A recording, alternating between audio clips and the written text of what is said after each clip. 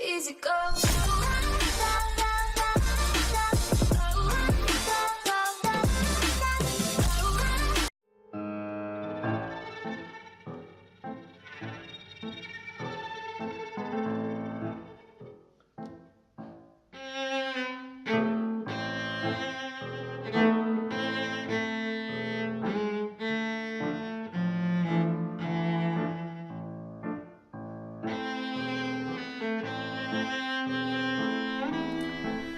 안녕하세요. 아카루시아 TV 나레이터 이카루세스입니다. 오늘의 이야기는 국가 소멸의 위기에 처한 대한민국이라는 주제로 이야기해 볼까 합니다. 2018년 기준으로 대한민국 인구는 약 5,163만 5,256명입니다. 그중 약 절반이 넘는 2,600만 명이 서울 및 수도권에 살고 있고요. 여러분, 지금 대한민국 인구 상황은 매우 위험한 지경에 처했습니다. 2018년 기준으로 출산율은 0.98에 불과합니다. 새로 태어나는 신생아 숫자도 2012년에 48만 5천명에서 2018년에는 32만 5천명으로 엄청나게 격감하였습니다. 이대로 가다가는 정말 국가 소멸을 볼지도 모르겠습니다. 우리나라는 1980년대와 1990년대에는 그런대로 출산율과 인구 증가율이 어느 정도는 유지가 되었습니다. 매년 60만 명 이상이 태어나고 인구 증가율도 10만 명 선을 유지했으니까요. 그런데 2000년대에 들어서면서 출산율이 급감하더니 불과 20여 년 사이에 출산율이 뚝 떨어지고 급기야 2018년 통계에는 신생아가 32만 명까지 떨어져 버렸습니다. 그러니까 출산율이 0.98에 이르는 지경까지 이르고야 말았죠. 0.98이라면 거의 출산율 제로에 가까운 겁니다. 매년 인구 증가율도 사망자 29만여 명, 출생자 32만여 명으로 불과 2만 7천 명 정도밖에 늘지 않았습니다. 이건 평균 오차율을 본다면 인구가 거의 늘지 않는 거나 마찬가지입니다. 대한민국은 이미 인구 절벽의 대위기에 처해 있습니다. 각종 통계 자료를 보면 이미 대한민국은 인구 절벽, 지방 소멸, 국가 소멸의 3단계 시나리오에 들어가고 있다고 합니다. 지금부터라도 정말 현실적인 대책을 세우지 않으면 앞으로 5년여가 지나면 정말로 대한민국의 현실은 어둡게 됩니다. 인구가 줄어든다는 것은 생산 가능 인구가 줄어든다는 것입니다. 2018년 자료를 보면 5,100만의 전체 인구 중 약 3,300만 정도가 생산 가능 인구수입니다. 헌데 인구가 계속 줄어드니 그 생산 가능 인구수가 매년 줄어들고 있습니다. 출생자보다 사망자가 더 늘어나기 시작하니 당연한 거겠지요. 인구수가 줄어들면 사회가 엄청난 혼란을 겪게 됩니다. 첫째로 국가 경쟁력이 낮아지고 근로자를 구할 수 없어 생산이 줄게 되고 고령자가 많아지므로 복지 비용이 증가하고 그에 따라 세금이 늘어나고 노후가 불안정해지며 국가 안위마저 걱정되게 됩니다. 그럼 대한민국이 어쩌다가 이토록 저출산 고령화에 시달리며 국가 소멸까지 걱정해야 할 정도가 되었을까요? 우리나라는 매년 약 20조 원, 지난 약 10여 년간 거의 153조 원에 이르는 막대한 재원을 저출산 고령화 대책에 쏟아부었습니다. 여러분, 1조 원이라는 금액이 얼마나 큰 금액인 줄 아십니까? 약 1%의 이자를 받기로 하고 은행에 넣어 놓는다면 매일 2,700만 원이라는 금액이 새로 생기는 금액입니다. 그만한 재원을 투입한 결과는 어떻습니까? 거의 모든 저출산 고령화 대책이 실패했습니다. 오히려 더 퇴보한 느낌이 듭니다. 그런데도 여전히 정부는 같은 실수를 반복하고 있으며 매년 밑 빠진 독에 물 붓기식으로 그냥 재원을 마구 낭비하고 있습니다.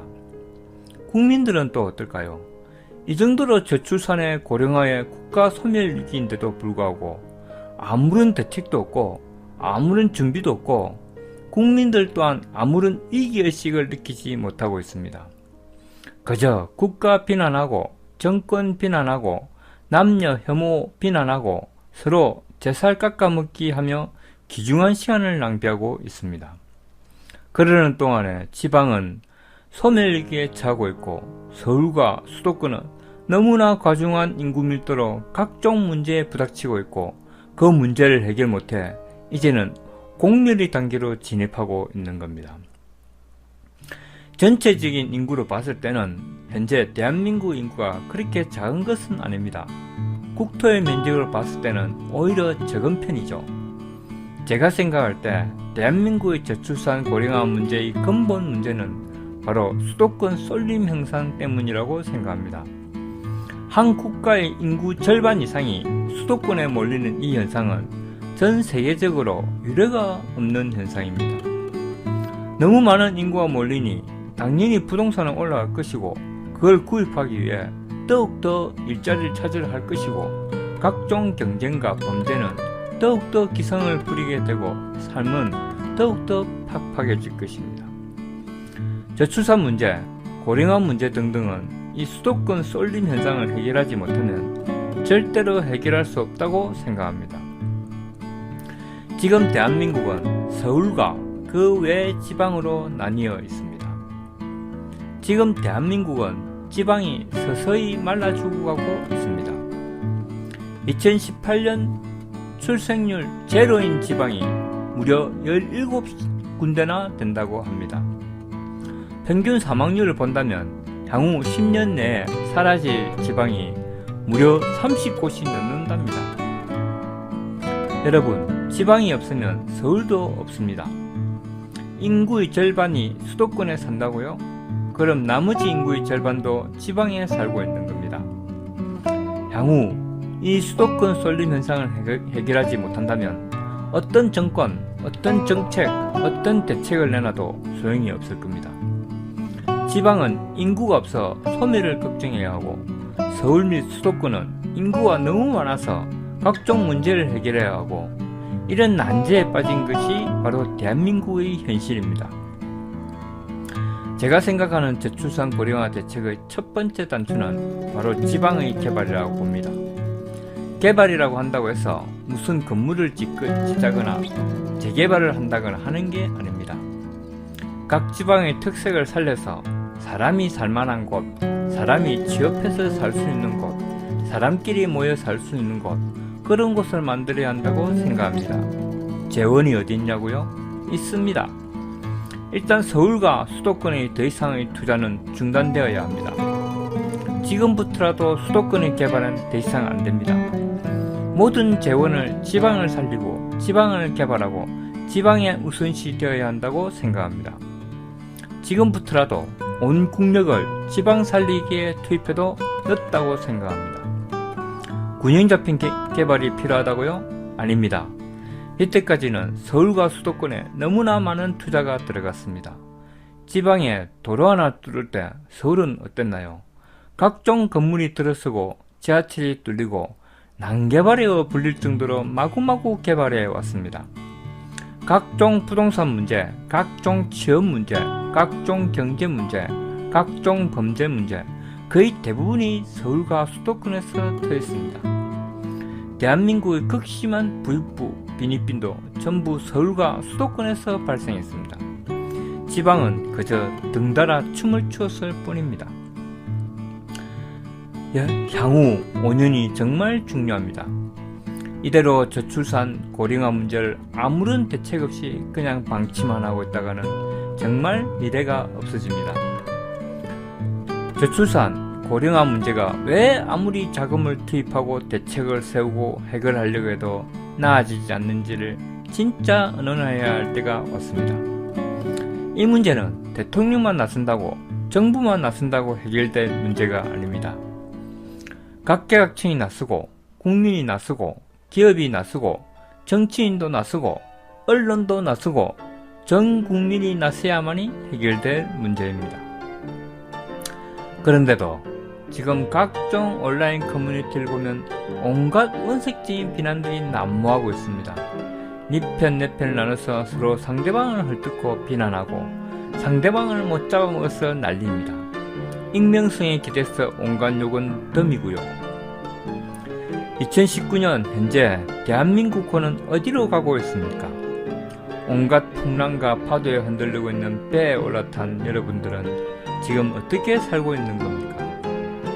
정령 이대로 반만년 역사를 자랑한다는 우리나라와 자랑스러운 대한민국이 자중질환으로 국가 소멸이라는 역사적 대위기를 맞아야 합니까? 지금이라도 늦지 않았습니다. 지금이라도 고치면 됩니다. 지금이라도 대책을 세우고 부익부 빈익빈도 해결 좀 하고 서울과 수도권 쏠림 현상도 해결하고 그러면 자연스럽게 저출산과 고령화 문제도 해결될 수 있다고 생각합니다. 부익부 빈익빈 문제는 가진 자에게 과중한 세금을 물려 부의 재분배를 노리면 되고 서울과 수도권 문제는 그곳에서 살기 힘들게 만들면 됩니다.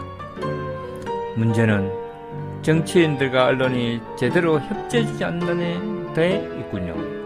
네, 맞습니다. 우리는 현재 2019년에 살고 있는데 언론과 정치인은 여전히 1990년대에 머물러 있다는 것이 우리의 가장 큰 문제인 것 같습니다.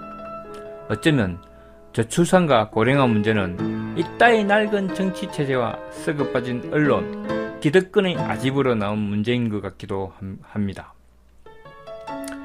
그렇다고 포기하지는 맙시다. 우리 국민은 가장 어려울 때, 가장 힘들 때, 가장 안 될 때 저력을 발휘하는 아주 뛰어난 국민 아니겠습니까?